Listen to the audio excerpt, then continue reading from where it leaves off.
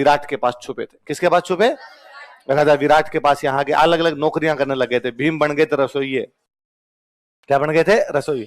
उधर जो राजा विराट की रानी थी सुदेशना, क्या नाम था? सुदेश। द्रौपदी जाके वहां नौकरानी बन गई थी। अर्जुन जो था वो राजा विराट की एक बेटी हुआ करती थी, क्या नाम था?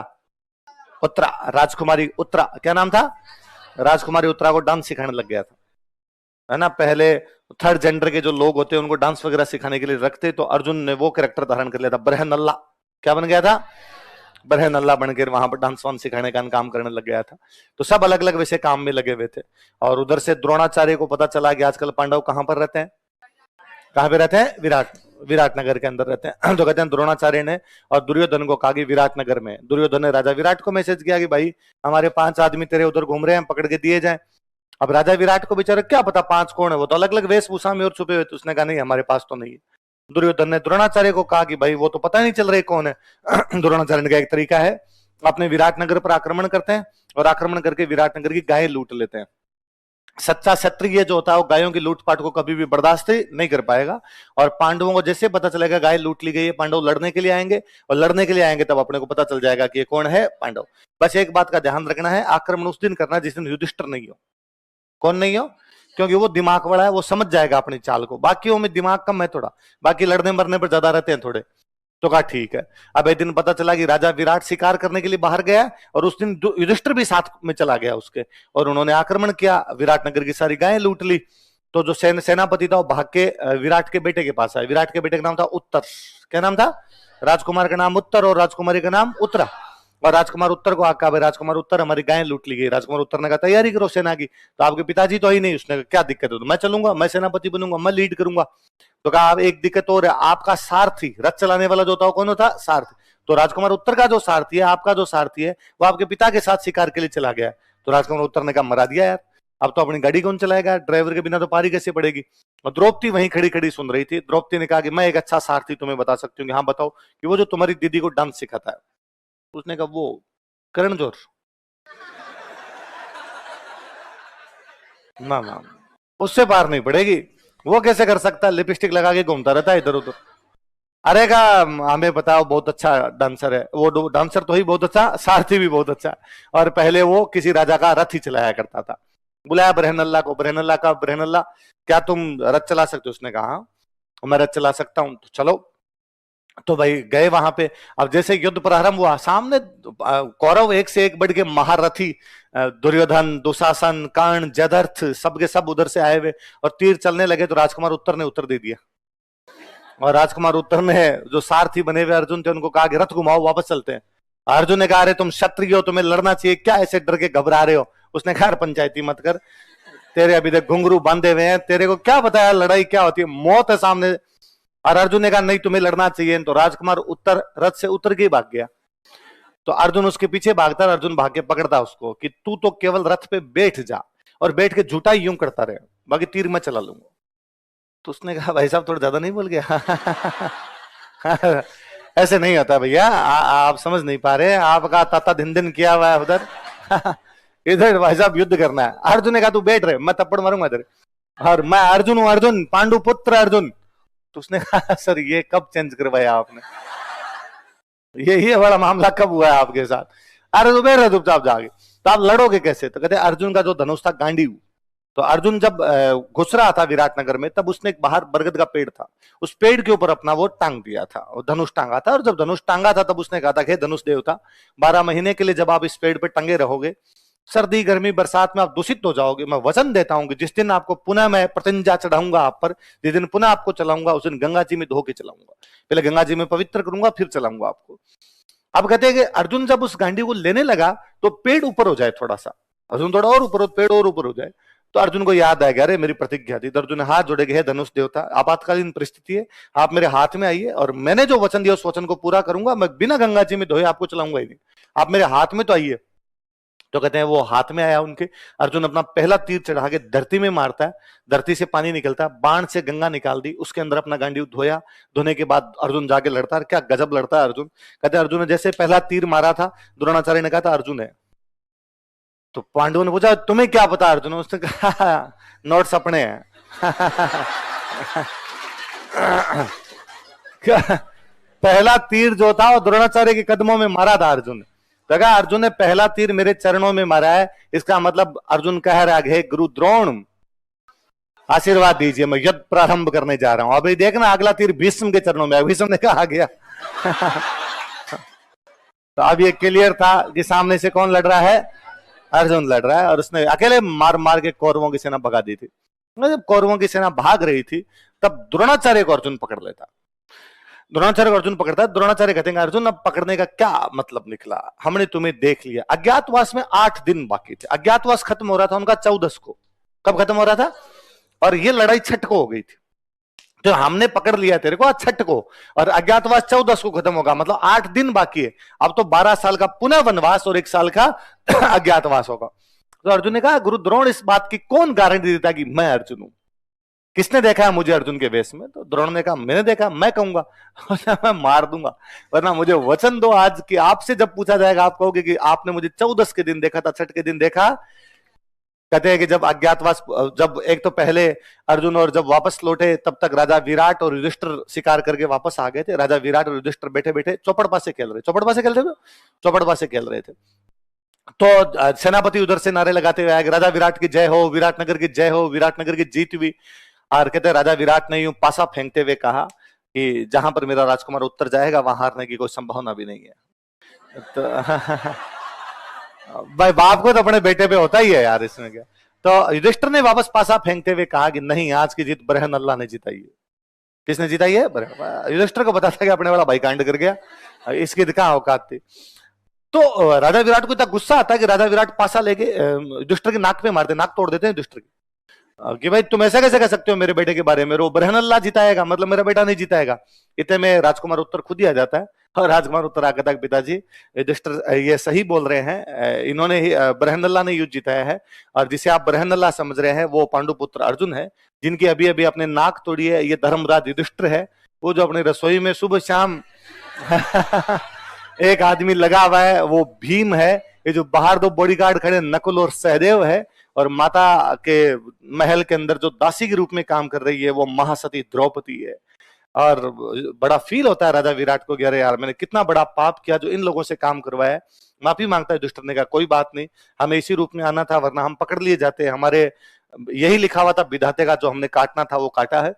और पर राजा विराट राजी होते हैं, राजा विराट कहते हैं कि यदि अर्जुन ने हमें युद्ध जितवाया है तो मैं अपनी राजकुमारी उत्तरा की शादी अर्जुन के साथ करूंगा। अर्जुन ने वापस कहा कि नहीं सर, एज डिफरेंस नाम की भी कोई चीज होती है और ये मेरी स्टूडेंट है, इसकी शादी आप मेरे बेटे के साथ कर दीजिए। बेटा था अभिमन्यु, कौन था? तो फिर अभिमन्यु की शादी राजकुमारी उत्तरा के साथ की। तो अभिमन्यु का ससुराल विराटनगर था, है ना, तो अभिमन्यु अपना फुंफुसा है भाई, राजस्थान वालों में ब्याह करके गया था, और अभी सी बात अपने तो बुआ ही लग गई कोई ना कोई।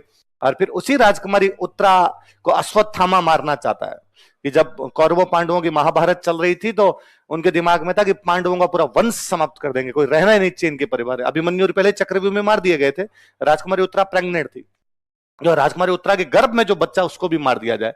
जब अश्वत्थामा उसको मारने के लिए जा रहा होता है तो कहते हैं भगवान कृष्ण अपने सुदर्शन चक्र से उस बच्चे की रक्षा करते हैं, इसलिए जब वो बच्चा पैदा उसका नाम रखा गया परीक्षित। क्या नाम रखा गया? रक्षित किया गया था, परिधि बना के रक्षित किया गया। इसका नाम क्या रखा गया? महाभारत के युद्ध के बाद वो अपने विराटनगर वालों का भांजा परीक्षित पूरे हिंदुस्तान का राजा बनता है, क्योंकि पांडवों ने बाकियों ने राज करने से मना कर दिया था, इसलिए महाभारत के बाद जो राजा बनाया गया था हिंदुस्तान का, कौन बनाया गया था?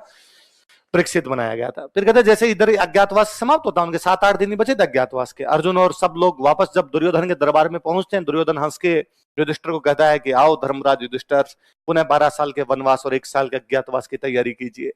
तो युधिष्ठिर ने कहा क्यों? हमने जब हमारा वनवास और अज्ञातवास पूरा संपन्न किया, निर्विघ्न संपन्न किया है, तो तुम वापस कैसे भेज सकते हो? उसने किसने कहा निर्विघ्न संपन्न किया? इस तुम्हारे भाई अर्जुन को, जो कि उस दिन बरहंदल्ला बन के घूम रहा था, हमने देखा है, हमने पकड़ा इसको, यह अर्जुन था। तो कौन इस बात को गारंटी के साथ कह सकता है कि अर्जुन था? द्रोण, गुरु द्रोण कह देंगे। गुरु द्रोण को कहा गया गुरु द्रोण क्या आप कहते हो? गुरु द्रोण ने कहा मैंने देखा था, पर 6 को नहीं 14 को देखा था, और 14 को अज्ञातवास कंप्लीट हो रहा था।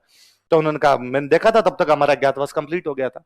मेरे दादाजी बचपन से एक कहावत हमको सुनाया करते। कहावत क्या? अक्सर वो टॉन्ट मारते हम पे, अरे किसी 6 की 14 कर दी, तुम कौन सी 6 की 14 कर दोगे? कोई छोटी सी बात होती, भाई मेरे 8वीं में इतने नंबर आएगा, किसी 6 की 14 है। गांव में फलान जी ने यह कर दिया, अरे छठ की 14 से की। तो मैंने बड़े होने के बाद एक बार उनसे पूछा कि आप अक्सर हमें कहते रहते हो कि यार तू किसी छठ की 14 कर दे, तो कौन कर देता है ये, हम तो नहीं कर सकते, तो कोई तो करता होगा। तो फिर अपने गांव वाले भाषा कर दे, अर्जन कर दे। अर्जुन तो बोला नहीं जाता, अर्जन अर्जन कर दे। तो फिर मैंने उनसे पूछा क्या, तो उन्होंने कहा साहब ये इधर इधर हो गया था, तो छठ की 14 कौन कर दे, अर्जन कर दे। बाण मार के गंगा निकाली इसलिए क्या हुई, देखो जेठ का महीना, सावित्री व्रत। सावित्री की कहानी तो पता ही होगी। एक महिला है सावित्री, जिसकी एक लड़की है सावित्री, इसकी शादी सत्यवान के साथ हुई। किसके साथ हुई, और शादी के कुछ समय पश्चात सत्यवान की मृत्यु हो जाती है। यमराज सत्यवान की बॉडी को लेने के लिए, डेड बॉडी को लेने के लिए आते हैं, और सावित्री यमराज से लड़ाई कर लेती है कि मैं मेरी पति की डेड बॉडी ले जाने नहीं। यमराज समझाते हैं कि हे युवती, इस दुनिया में समस्त लोग जन्म लेते हैं और समस्त लोग मरते हैं, मरने के बाद मैं उनकी डेड बॉडी लेके जाता हूं, उनको स्वर्ग नरक उनके पाप पुण्यों का कर्मों का फल मिलता है, इसलिए ले जाना आवश्यक है, वरना ये चक्र टूट जाएगा जो दुनिया का चक्र चल रहा है। वो चीखती है चिल्लाती है कि नहीं मैं मेरे पति की डेड बॉडी ले जाने नहीं दूंगी। तो यमराज उसे कहते हैं कि ये तो देख मैं लेके जाऊंगा, ये तो तू नहीं रख सकती, पर तुम जब इतना कर रही हो तो तुम और कुछ मांग लो, यदि तुम और कुछ मांगोगे इसके बदले में तुझे वो मिल जाएगा। तो वह मांगती है कि मेरे पिता को 100 गाय प्रदान की जाए। गाय गाय उस समय सबसे बड़ा धन हुआ करता था। यमराज ने कहा तथास्तु। यमराज डेड बॉडी लेके चलते हैं, फिर चीखती चिल्लाती नहीं ले जाने दूंगी। यमराज पुनः कहते हैं और कुछ मांग सकती हो, तो पुनः कहते हैं कि मेरे ससुर को भी 100 गाय प्रदान की जाए। यूं करते करते खूब सारे वरदान मांगती है, मेरे पिता को 100 पुत्र प्रदान किए जाए, मेरे ससुर को 100 पुत्र प्रदान किए जाए, और यमराज सब पे तथास्तु कहते हैं। यमराज बस ये नहीं दूंगा, बाकी तो कुछ ही मांग सकती है। यूं करते करते और चिकती चिल्ला देती। यमराज कहते अब लास्ट एक अवसर और है, एक तेरे पास वरदान और है, मांग सकती है, फिर इसमें इसको लेके जाऊंगा। तो कितना भी चीखना चिल्लाना, यमराज गुस्से में आ कहते हैं, और सावित्री उतने गुस्से में वापस कहती है कि देना ही चाहते हो तो मुझे सत्यवान से 100 पुत्र दो। और यमराज गुस्से में उनका तथास्तु, तो रखो ये यही रहेगा, तब इसे 100 पुत्र होंगे। तो सावित्री यमराज के चंगुल से अपने पति को छुड़ा के लेके आ गई थी। इसलिए आज दिन तक हम किसी महिला के बारे में जब उदाहरण भी देते हैं तो हम अक्सर कहते हैं कि वो तो सती सावित्री है, और किसी की बुराई भी करते हैं तो हम कहते हैं वो कौन सी सती सावित्री है ना। तो सावित्री जी कितने यूं वो हुए। तो जिस प्रकार सावित्री जी ने अपने पति की जान बचाई थी, उसी प्रकार पेड़ लगाएंगे तो जीवन बचेगा। इसलिए पेड़ लगाए जाने चाहिए। कहानियां दोनों उस प्रकार से जुड़ी। इवन अपने ये जो होता है कि भाई अचानक हार्ट अटैक आ जाता है, तो कहते हैं भाई जोर जोर से दबाना चाहिए, है ना, जोर जोर से, तो उसको बोलते सावित्री आसन है। से सावित्री जी जान वापस बचा लाई थी, आप ऐसे करोगे तो आदमी की जान बच जाएगी, ये किया जाना चाहिए। आ जाओ शुक्ल पक्ष में। गंगा जी वाली तो कहानी बताई भी होगी आपको, नहीं बताई? भगवान राम इक्ष्वाकु वंश के थे। कौन से वंश के थे? इक्ष्वाकु। कौन सा?